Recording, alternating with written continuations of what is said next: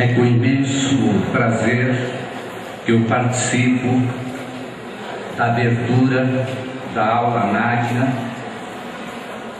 desta faculdade, e eu gostaria, antes de saudar os membros da mesa, a professora Sandra Mitrini, diretora desta casa, ao professor Antônio Cândido, professor emérito desta casa, as suas filhas Ana Luísa, a Laura e a professora Marina, Marina. É que eu estou tão emocionado que a minha memória está falhando bastante, né? Aos chefes de departamento aqui presentes, a Maria Augusta, a Maria Arminda, ao Mário Gonzalez e demais professores e colegas, ao professor Roberto Bolzani Filho, presidente da Comissão de Graduação, a professora Maria Vicentina e a professora Valnice Galvão, que vai proferir esta aula magna. Gostaria também de saudar o meu queridíssimo amigo Chico de Oliveira, a Olgária e demais colegas aqui. A Faculdade de Filosofia faz este ano 72 anos. E nesses 72 anos, vários críticos têm ressaltado de que a Faculdade de Filosofia, como diz, por exemplo, o professor Alfredo Bose, que não convém subestimar a força real das determinações de origem. Elas pesam e resistem no centro das determinações, na ossatura da hierarquia e na sua armação burocrática, esferas cerradas em que o conservadorismo da Universidade de São Paulo parece quase estrutural. A reforma de 70, que trouxe medidas modernizadoras, como a extinção nominal das cátedras, não conseguiu alterar de fato a distribuição dos poderes. E nas horas de confronto, diz Bose, liberalismo se traduziu como liberdade de praticar o autoritarismo. Porém, como diz Max Weber, os projetos orientados pelas éticas da responsabilidade e da convicção na vida cotidiana produzem o paradoxo das consequências e, por consequência, esta ossatura hierárquica, em sua armação burocrática, como se fossem carcaças de ferro cerradas, não impediram a emergência de um pensamento crítico radical, como diz o nosso querido professor Antônio Cândido. Nos poros dessa estrutura elitista e aristocrática, construiu-se nos últimos 72 anos o conceito e a prática de docência formadora baseado em estudos e pesquisas sistemáticas alimentadas por uma rigorosa disciplina metódica centrada na autonomia do conhecimento e no pensamento crítico que foi produzido nela. Aprendemos ainda, dentro dessa carcaça de ferro extremamente opressor, que é necessário preservar e desenvolver, como afirmam os grandes mestres Florestan Fernandes, Antônio Cândido, Otávio Iane e tantos outros, o compromisso fundamental com a universidade pública e gratuita como lugar da universalidade, onde se prepara a consciência autônoma e apurada do cidadão que almeja a transformação da sociedade. Nesta mesma linha de pensamento, Antônio Cândido afirmou que a criação da Faculdade de Filosofia, Ciências e Letras deu elementos decisivos para a formação do pensamento radical que se desenvolveu em todo o Brasil.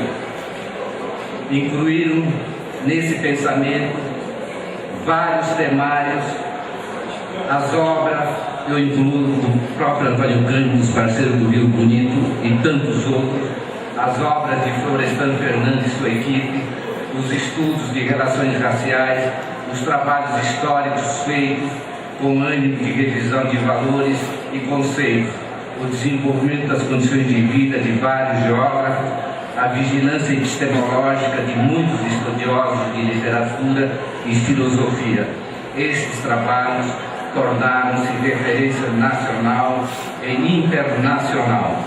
Portanto, o padrão de ensino e pesquisa apresenta-se rigoroso, sistemático, com ênfase nos procedimentos especificamente acadêmicos, em que a valorização da pesquisa empírica e refinada reflexão teórica e metodológica.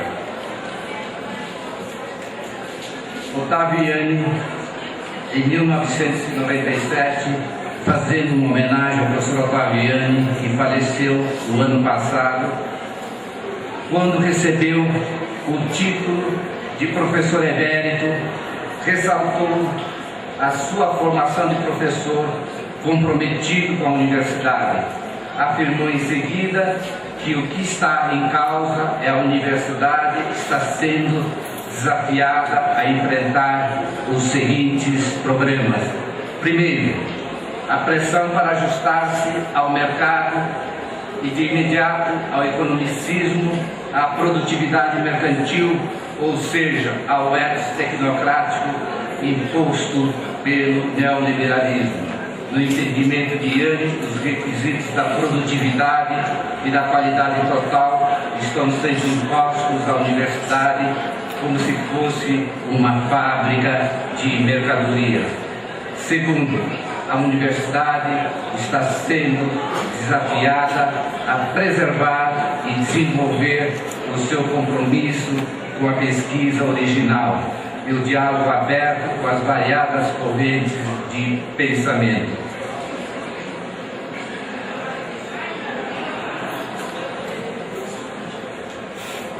Deste modo, partimos do pressuposto de que a docência e a pesquisa devem ser assumidas em tempo integral como uma missão e uma vocação voltadas para a produção e a transmissão do conhecimento. Isto porque, segundo afirmava o saudoso mestre Florestan Fernandes, é impossível constituir uma universidade integrada e multifuncional sob o regime de tempo parcial de predomínio absorvente das profissões liberais sobre as atividades intelectuais dos professores e de subestimação da carreira universitária como um núcleo de papéis intelectuais específicos. Haja visto a entrevista que o professor Eduardo Marques, da Faculdade de Direito, dá ao jornal O Estado de São Paulo, onde ele afirma que 70% dos docentes da Faculdade de Direito são em tempo parcial. A comissão de graduação é a instância a que cabe avaliar e a que cabe garantir que vocês façam o curso de graduação da maneira certa, do ponto de vista regulamentar, do ponto de vista dos regulamentos que regem a nossa faculdade e a nossa universidade. Por isso, então, que eu queria chamar a atenção de vocês para esse caderno de informações que eu creio que todos os calouros receberam, né?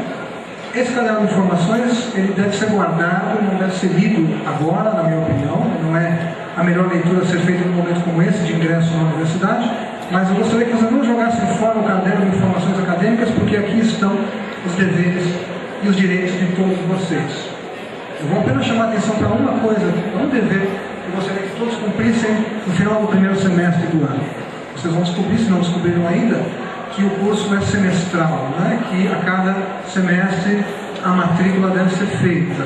Então eu pediria aos calouros, mas não só aos calouros, também aos veteranos, E não se esqueçam de que há um prazo de matrículas a ser cumprido e que, então, vocês façam as suas matrículas no respectivo prazo, porque isso permite que a comissão de graduação se preocupe menos em resolver problemas de ordem formal e possa, então, se dedicar a essa sua tarefa, que deveria ser a primeira, que é refletir sobre os nossos cursos de graduação e fazer, eventualmente, propostas de aperfeiçoamento desses cursos. Não entendam mal o que eu vou dizer, mas eu espero nunca mais vê-los como presidente da comissão de graduação, porque se eu tiver que vê-los, é provavelmente para resolver algum problema que foi criado no curso de vocês. Eu espero vê-los como professor, mas nunca como presidente da comissão de graduação. Como presidente, espero que seja a última vez que eu converso com vocês. Então eu desejo a todos um bom ano de 2006 na nossa faculdade. Boa noite a todos vocês. Eu cumprimento a mesa na pessoa do nosso pró-reitor, o professor Cedinho, a professora Sandra. Não falo hoje de graduação para vocês, falarei amanhã no departamento. Hoje vou falar do primeiro projeto de integração social da Faculdade de Filosofia, em que nós estamos pedindo e solicitando a vocês aquilo que nós definimos como uma ação comunitária. Este ano nós não fizemos a doação de sangue, a coleta de sangue, não fizemos a coleta de mantimentos para vocês. E o que nós estamos chamando vocês, ingressantes, a participarem? Exatamente eu vou falar convênio, mas não é bem um convênio, é um acordo que nós fizemos com o Hospital Universitário para levar os alunos da Faculdade de Filosofia, pela primeira vez, a colaborarem com as crianças internas lá no HU, no setor de pediatria, desde os 2 anos até os 10 anos, depois dos adolescentes, no sentido de que os alunos veteranos nessa primeira fase, depois vocês, possam prestar uma assistência didático-pedagógica para aqueles alunos que estão afastados da sala de aula e para que eles não venham a perder o seu ano letivo por causa de uma enfermidade. Então, nesse momento, nós dividimos o projeto em 3 fases. A primeira é esta, que já vai começar no dia 8 de março com a aula inaugural. Os alunos todos serão credenciados no HU, temos 52 inscritos neste momento. Vamos reabrir as inscrições para vocês ingressantes, mas o pedido que eu lhes faço agora, a gente não é muito de pedir, é sempre mais de dar, o professor sempre dá, mas hoje eu vou fazer esse pedido.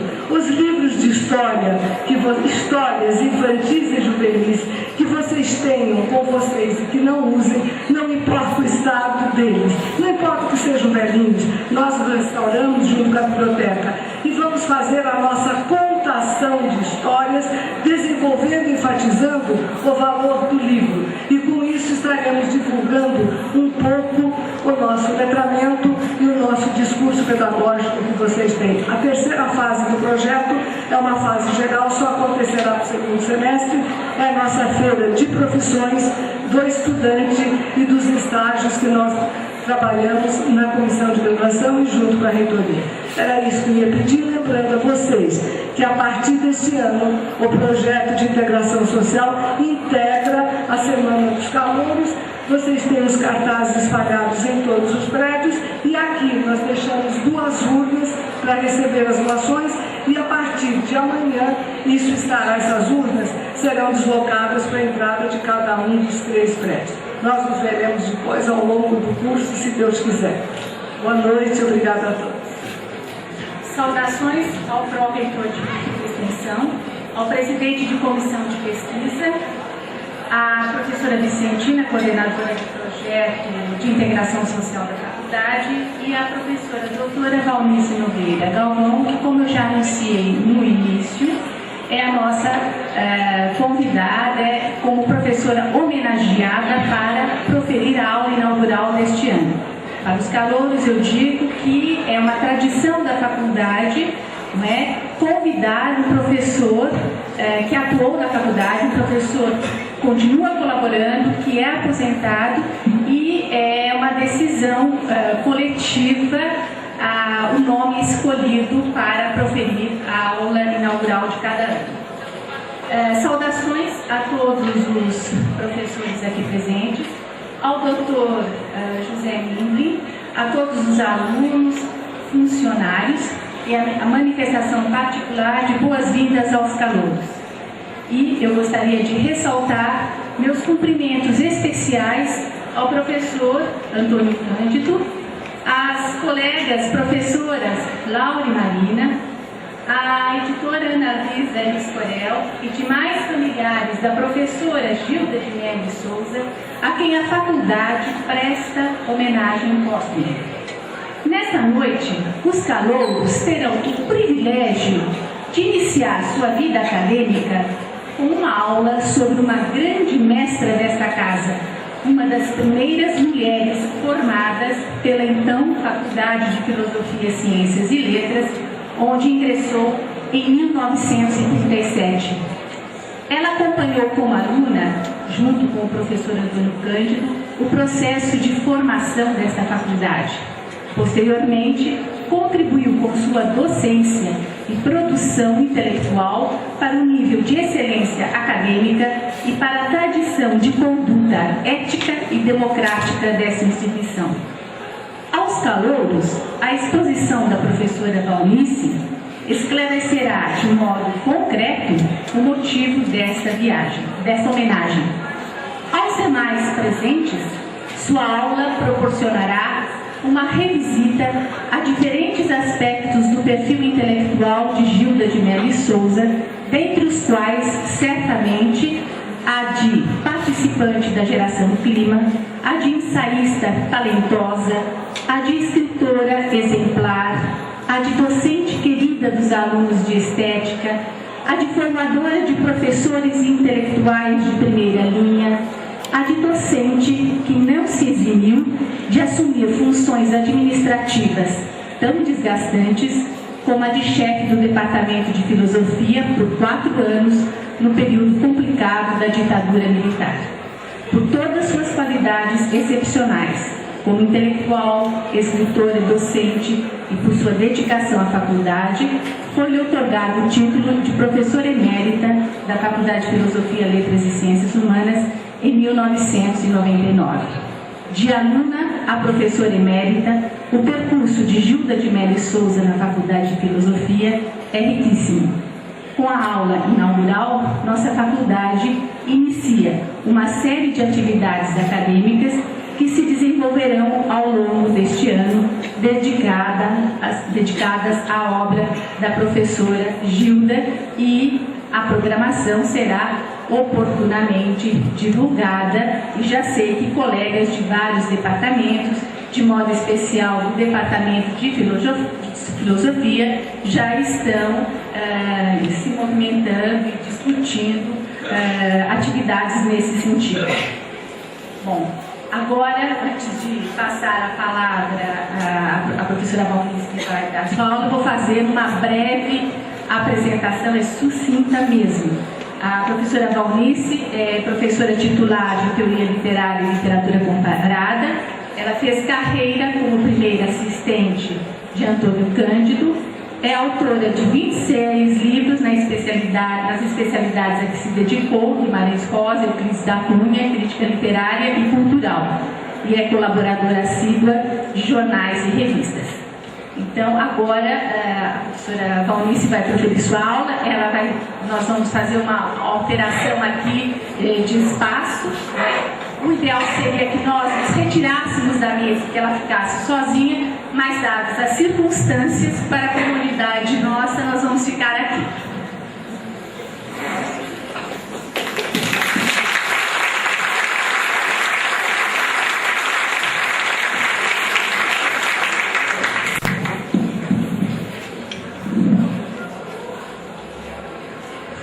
Nesta abertura do ano letivo da Faculdade de Filosofia, eu saúdo vocês, calouros, a quem esta semana de recepção é dedicada, e aproveito a oportunidade para falar de uma extraordinária professora intelectual, que é Gilda de Mello Souza, e que vocês não tiveram a felicidade de conhecer.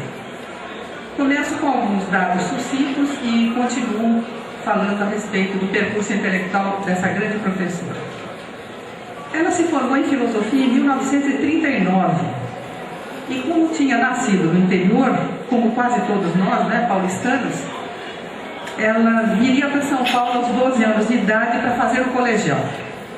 Nesse período, morou na casa de Mário de Andrade, a rua Lopes Chaves, casa uso tombada, de onde sairia apenas no dia de seu casamento. Mário de Andrade era primo irmão de seu pai. E conforme ela própria contava, Mário, que tinha uma biblioteca riquíssima, orientava suas leituras e corrigia seus trabalhos. Gilda pertenceu a uma das primeiras turmas da faculdade, quando os estudantes tiveram o privilégio de ser alunos dos mestres europeus, os franceses, no nosso caso, no caso das humanidades. Foi assim que ela se tornou discípula de Roger Bastide e de Claude Lévi-Strauss, conforme relata no ensaio intitulado A Estética Rica e a Estética Pobre dos professores franceses, proferido como aula inaugural dos cursos do Departamento de Filosofia em 1972. Formar-se numa das primeiras turmas e ser aluna desses professores definiria sua vida e sua carreira. Por isso vou me deter um pouco nas circunstâncias que cercaram a criação de nossa faculdade em que vocês estão ingressando neste momento. Repetidas vezes, vários desses professores europeus disseram que nunca lhes passara pela cabeça vir parar no Brasil, de que nada sabiam, de que nunca tinham ouvido falar praticamente. Isso é particularmente verdade para os dois de que vamos falar mais aqui, porque foram professores de Gilda e ela escreveu sobre eles. Roger Bastide se especializaria nas religiões afro-brasileiras, em que se tornaria autoridade inconteste, e Lévi-Strauss se dedicaria à mitologia indígena. A fundação da faculdade deu-se em 1934 e os europeus escolhidos se distribuíam assim: franceses para as humanidades, ou seja, para a filosofia, literatura, sociologia, antropologia, política, história e geografia, os italianos para as ciências físicas e as matemáticas e os alemães para as ciências naturais. Entre os italianos e os alemães, muitos judeus. Entre os franceses, só Lévi-Strauss era judeu. Como vocês sabem, em meados dos anos 30, o fascismo e o nazismo estavam em ascensão e a perseguição começava a se acirrar. Lembrem que Hitler chegou ao poder em 1933, portanto, um ano antes da fundação da nossa faculdade. Obrigada. O objetivo dessa fundação era criar um centro de estudos de ciência pura e não aplicada. Para as aplicadas, já tínhamos faculdades de medicina, de direito, a politécnica, etc., que davam formação profissional e, portanto, cuidavam da aplicação dos saberes. Mas nos faltava uma que ensinasse filosofia, sociologia, zoologia, botânica, genética, física, química, tudo isso sem adjetivos, ou seja, que não fosse no interesse de qualquer profissão e que se dedicasse à pesquisa pura. Já havia, por exemplo, com adjetivos, já havia filosofia e sociologia do direito, química para a medicina, etc. Então, a faculdade foi concebida como a cabeça de algo que ainda não existia e que foi fundado conjuntamente com ela, reunindo as faculdades profissionais já existentes, reunião que se chamaria Universidade de São Paulo. E aqui estamos. Tal era a importância que se atribuía a essa faculdade e o propósito que fosse renovadora, que as autoridades decidiram não contratar professores locais. Esperava-se, importando professores da Europa e muito jovens, que eles trouxessem na bagagem as últimas novidades do saber. Sem dúvida, é de se admirar o critério adotado, o de escolher quem ainda não tinha nenhum título e nenhuma produção e apenas era, pelos critérios franceses, agrégé e professor de liceu, isto é, professor do secundário. O importante é que o escolhido fosse promissor, o que se comprovaria com larga margem depois. Imagine que Lévi-Strauss, que foi da primeira leva, chegou aqui com 27 anos. Desses pioneiros que aqui nos interessam, além dos já citados, eu lembraria ainda o historiador Fernand Braudel, o professor da cadeira de política Paul-Louis Bastide, era outro Bastide, não era parente do que eu mencionei, mas eram muito amigos. E o geógrafo Pierre Monbeil, que manteve os laços com o Brasil mesmo após seu regresso. Foi uma fase heróica e nem prédio a faculdade tinha. As aulas eram ministradas em locais precários, cedidos na maior parte dos casos, de má vontade por outras escolas. Só bem mais tarde, a faculdade teria sede própria, a Rua Maria Antônia, no centro, que acabaria por ser destruída e incendiada pela repressão da ditadura em fins de 68, e foi aí então que nós fomos transferidos para a cidade universitária.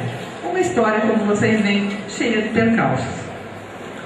Lévi-Strauss ficou aqui apenas 3 anos, de 35 a 38. Ainda era autor inédito e demoraria algum tempo até tornar-se, como se tornou, um dos maiores intelectuais do século XX, tendo seu nome ligado ao estruturalismo, que foi um dos criadores. Há um ponto controverso em sua relação com nossa faculdade. É que seu contrato não foi renovado, havendo várias versões sobre os motivos da não renovação. O fato é que ele guardou mágoa durante muito tempo, e essa mágoa transparece no mal que fala do Brasil, dos brasileiros, da Faculdade de Filosofia, de seus alunos, etc., em seu livro mais popular e mais fácil de ler, o livro de viagens Tristes Trópicos, muitas vezes reeditado. Por ser o mais popular e mais fácil de ler, disseminou-se abundantemente, e o pior é que há muito brasileiro que veste a carapuça e repete suas opiniões. Sua má vontade se manifesta até num ponto indiscutível. Ele é a única pessoa que se conhece que achou o Rio de Janeiro feio. Lévi-Strauss compara a Baía de Guanabara a uma boca banguela, com dentes faltando, não é? E diz que ela está sempre encoberta pela bruma, coisa de que nunca se ouviu falar. Meio século mais tarde, a mágoa se dissiparia e, quando ele estava já passado dos 80 anos, publicaria 2 livros de fotos que fez no Brasil, quando aqui esteve nos anos 30. Os títulos dizem que a má vontade não existe mais. E os 2 livros se chamam, respectivamente, Saudades do Brasil e Saudades de São Paulo. Quando vocês compulsarem os Tristes Trópicos, não esqueçam de procurar na lista de prenomes, ele não dá o sobrenome de seus alunos em São Paulo, o de Gilda. Está lá, a Gilda na lista dos alunos. E devemos reconhecer, no Lévi-Strauss, que ele sempre recebeu com calor em seu escritório em Paris qualquer brasileiro que o procurasse, mesmo o mais insignificante dos estudantes sem qualquer título. Sua influência, à época em que foi professor aqui, foi mínima. Mas décadas depois, com a voga do estruturalismo, essa influência se tornaria enorme, porém já mediada pelo tempo e pelos livros que só escreveria bem depois sobre mitologia indígena. Para atrair esses europeus, foram oferecidos altos salários, que lhes permitiam também um alto padrão de vida. Eles mesmos se surpreenderam, agradavelmente, é claro. Tinham belas casas, grandes carros com motorista e eram recebidos pela elite. Seus anfitriões eram não só os intelectuais, mas os bilionários e os fazendeiros de café que os recebiam em suas casas de campo e em suas fazendas.